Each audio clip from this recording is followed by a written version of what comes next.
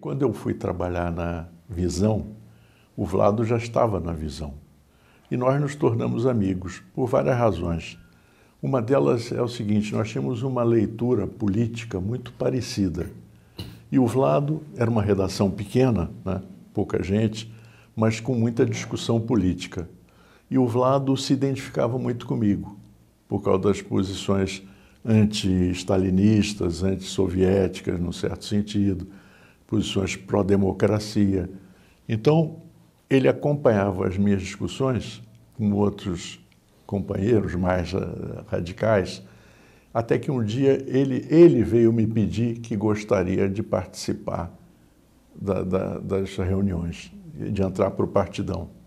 Foi ele que me pediu. Aí eu consultei os outros, tudo bem, e ele entrou para o Partidão. Agora, é importante frisar o seguinte: primeiro, ele era contra a violência, ele tinha uma visão extremamente crítica da União Soviética, até como iugoslavo, porque depois o comandante do DOI-CODE, e você até protestou quando ele falou isso, ele veio nos dizer que o Vlado tinha se suicidado e que ele era agente da KGB.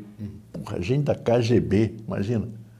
O Vlado via a União Soviética com muita restrição e passou a militar. Só que depois ele saiu da Visão, foi para a TV Cultura, a gente se via menos, mas continuávamos, vamos dizer, ligados ao Partidão, né? Com pouca atividade, mas ligados ao Partidão. Até que em 75 eles já tinham eliminado as organizações mais radicais e vieram em cima de nós. E eu mantinha contato com o Vlado, entende? Mas contato menos assíduo. Aí fomos presos, éramos para ser presos todos no mesmo dia, mas ele conseguiu adiar a prisão para o dia seguinte. Nos encontramos lá dentro, né? Inclusive eu tenho um texto que se chama Mocassins Pretos, que está saindo agora numa antologia e vai ser publicado numa antologia de contos que vai sair na Alemanha no começo do ano que vem. É o ano do Brasil na Alemanha. E nesse Mocassins Pretos eram os sapatos do Vlado, porque nós usávamos um capuz na sala de espera em que só podíamos ver, na verdade, as pernas e os pés das pessoas, né? E eu identifiquei pelo sapato, que eu conhecia bem, a gente às vezes comprávamos até sapatos juntos. E ele foi preso, entende? Foi interrogado, entende? Depois até teve uma dúvida sobre um nome do nosso grupo, que ele tinha esquecido. Aí me chamaram na sala ao lado, que eu estava na sala de espera, né? Sentado lá com o capuz na cabeça. Eu fui lá esclarecer quem era o nome do cara. Aí ele estava tudo bem, saí, passei até, bati nas costas dele. Só que depois, pouco tempo depois, começamos a ouvir gritos, porque ele se revoltou com aquele negócio de estar dando os nomes, etc. Ele era uma pessoa muito sensível e rasgou o depoimento que já estava feito, jogou no chão e os caras foram para cima dele com raiva e sem técnica, né? E bateram nele de mau jeito e ele bateu com a cabeça no parapeito da janela e ele morreu. Agora, eles aí precisavam nos tirar da sala de espera para retirar o cadáver.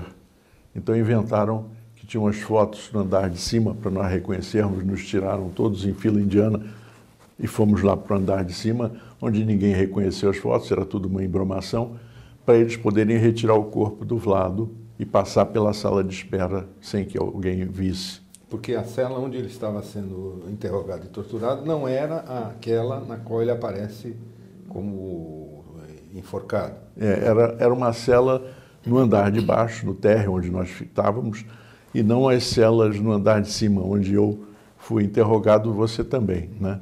Quer dizer, eram as celas do andar, as salas do andar de baixo. Aí o chefe do DOI-CODE nos chamou para uma reunião em que ele falou que o Vlado tinha se suicidado e que era agente da KGB, essas coisas, nós todos ficamos horrorizados, mas a repercussão da morte do Vlado foi muito grande e mudou a correlação de forças. O projeto do Geisel e do Golbery avançou, entende? Nós fomos transferidos para o DOI-CODE Não, para o DOPS. Onde o cara que me recebeu disse assim, fica tranquilo que aqui não tem porrada. Eu digo, tá ótimo, pô. Aí ficamos lá numa cela cheia de gente, depois fomos liberados, e aí aconteceu aquilo que eu falei, eu fiz um depoimento no escritório. Mas antes, só para também registro, houve ainda a farsa do inquérito policial militar, que certamente você prestou depoimento, onde todas as explicações no sentido de contestar a versão oficial do suicídio eram eliminadas, não é isso? Fizeram uma farsa ali, e no DOPS também, quer dizer, era tudo um negócio pré-orquestrado, né? Aí eu fiz esse depoimento no escritório do Zé Carlos Dias. Quem mais acompanhou? Tinha mais gente? Olha, tinha o Hélio Bicudo, tinha umas 5 pessoas. O Dalmo Dallari, enfim, tinha umas figuras até conhecidas, um padre, eu não me lembro mais o nome. Enfim, a memória também, com a idade, vai ficando mais fraca, né? Aí saiu o depoimento. O que você contou no depoimento? Eu contei, foi um depoimento jornalístico, entendeu? Quer dizer, sem qualificações, sem adjetivação. Quer dizer, exatamente o que aconteceu lá dentro, os contatos que eu tive com o Vlado, os gritos dele, entende? Inclusive nesse dia em que ele começou a gritar e foi espancado e acabou morto, entende? Os caras saíram da sala onde ele estava, e isso daí dava para a gente perceber, né? Porque estávamos ali na sala de espera, e aumentou o volume do rádio. E um detalhe curioso, o rádio estava dando notícias da extrema-unção do general Franco, né, na Espanha. Entende? Esse detalhe ficou gravado. Então, depois ele parou de gritar, aí a gente ficou sabendo que ele tinha morrido, né? Mas o clima mudou muito em função da reação da sociedade, né? Houve uma mobilização maior, uma ação muito forte do Dom Paulo Evaristo, e o grupo Geisel e Golbery fez avançar o seu projeto de abertura lenta, gradual e segura, que era um projeto que nós víamos com simpatia, porque, apesar das restrições, nós achávamos que acabaria nos levando à volta da democracia. E foi o que aconteceu com a eleição depois do Tancredo, com as mudanças políticas, e, enfim, e a mobilização da sociedade, que foi muito importante. E você prestou esse depoimento e depois foi para o Canadá, não é isso? Eu prestei o depoimento e comecei a receber ameaças de uma organização que se auto-intitulava o Braço Armado da Repressão. O Braço Armado da Repressão, morri de medo, porque eu sabia o que era esse Braço Armado da Repressão. Então, resolvi fugir. Então, aproveitei os feriados, acho que do Carnaval, e fugi para Foz do Iguaçu. Aí, em Foz do Iguaçu, atravessei a fronteira, não havia controle nenhum, porque estava cheio de gente que estava passeando por causa do Carnaval. Então, eu entrei lá num barco, eu estava até com os documentos para tentar enganar lá os caras, né? Porque eu tinha que me apresentar toda semana. No DOPS? No DOPS. Aí entrei num barco cheio de gente, ninguém pediu documento nem nada. Chegamos na outra margem, em Puerto Iguaçu. Eu dei uma banana para o território brasileiro, que já tinha conseguido fugir, e fui até uma cidadezinha lá perto da fronteira, onde eu peguei um avião e fui para Buenos Aires.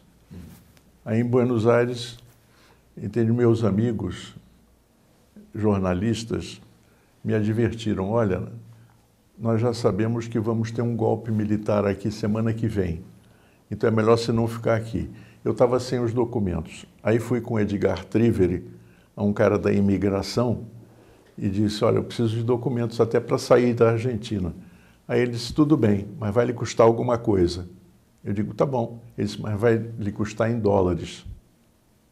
Aí eu digo, caramba, eu tinha fugido do Brasil com 5 mil dólares no bolso. Então eu digo assim, quanto? Aí o cara baixou a cabeça e disse assim, uns 3 ou 4 dólares. Aí eu digo, não, vai ter golpe aqui, porque um funcionário da imigração que se vende por 3 ou 4 dólares, eu dei 5 dólares para o cara, ele me deu os papéis e eu fugi da Argentina para o Peru. E dias depois, eles derrubaram a Isabelita Perón. Aí no Peru eu recebi um telefonema do Antônio Prado, de Montreal, dizendo que ele estava saindo da rádio para ir para os Estados Unidos e que ia ter uma vaga lá. Nessa época não tinha candidato, não tinha brasileiro querendo trabalhar no Canadá. Aí eu fui para Montreal,